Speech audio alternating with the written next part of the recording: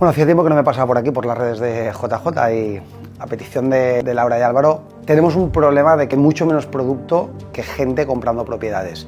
Y esto lo que está pasando es que en nuestra ubicación, en nuestra zona, entre Valencia y Castellón, que son las zonas que trabajamos en JJ, lo que está pasando es que los precios de la vivienda no han parado de subir. Entonces, oye, ¿esto va a parar de subir? Pues lo que está muy cerquita de Valencia probablemente va a seguir subiendo a un ritmo más pausado.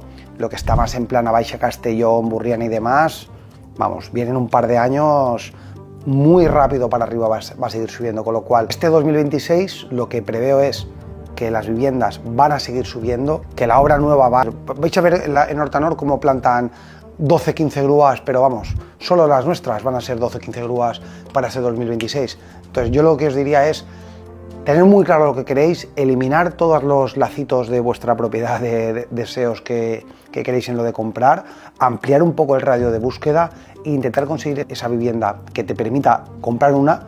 Ya he cerrado, ya tengo una, ok, y a partir de ahí, cómo para el futuro intento mejorar la vivienda que he podido comprar ahora. Buscar una vivienda que os sea eficiente para poder vivir y salir del alquiler si realmente lo que quieres es comprar lo antes posible, y con eso ya a largo plazo ponte a buscar una cosa que te permita estar más tranquilo.